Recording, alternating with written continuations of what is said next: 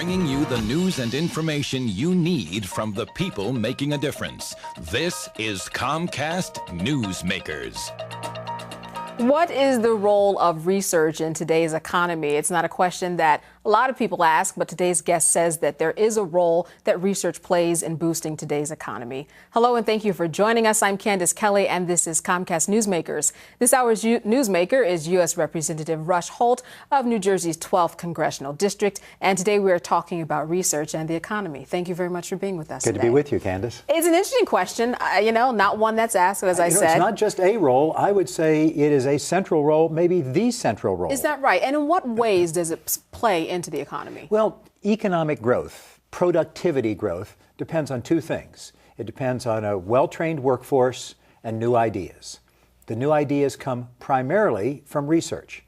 Over the centuries and over the decades, the United States has led the world in research, and it's why our economy has been so prosperous. We have let that slip. We've let it slip starting in education, in the science and math education. We've let it slip in the private sector where companies more interested in the short-term bottom line are not investing in the long term.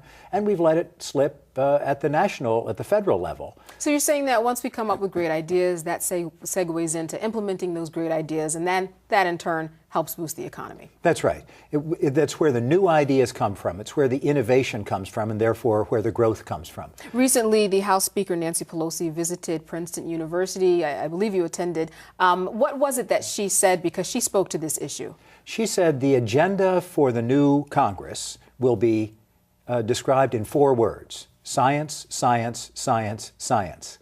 I would say she gets it. That is, science, of course, includes engineering, and she's talking more broadly about energy as well as transportation and all sorts of other things.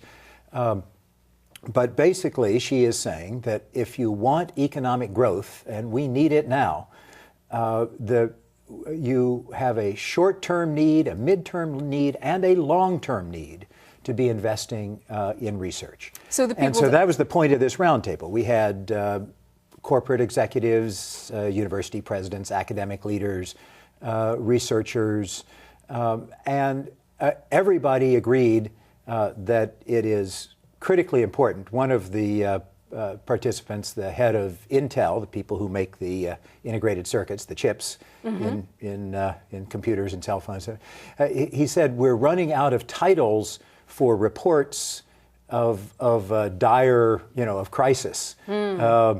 He was the author, one of the authors of a report called Rising Above the Gathering Storm. He was one of the authors of a report that said, it was entitled Before It's Too Late. So people have been sounding this alarm for some time. Now I'm pleased to say that the Speaker of the House, as evidenced by this conference at Princeton, is committed to making to turning this around, to making a real commitment to research. As I say, broadly speaking, science education, right, engineering, and all of that goes with it. So you and the others down in Washington, how do you actually get that ball rolling? Well, there are existing agencies, whether it's the Department of Energy or National Science Foundation, NASA, NOAA, the Oceanic and Atmospheric Administration. They sponsor research around the country. Much of it is done at universities, as it should be. And more of the basic research is done at universities. I'm sure that, years ago, as one of the participants at the roundtable at Princeton said, years ago when scientists were looking at quantum mechanics, and spending taxpayer money for some of that research, nobody was thinking about iPods and cell phones and all of the things that have come from that. Exactly. And when the National Science Foundation supported a digital library program, little did they know that those researchers would go on to found Google. Right. So certainly I'm certain there's going to be more about this, especially with the House Speaker talking about that. But thank you so much for the update and answering that interesting question. Good to be with you. All right. This hour's newsmaker has been U.S. Representative Rush Holt, and I am Candace Kelly for Comcast Newsmakers. Thanks for watching.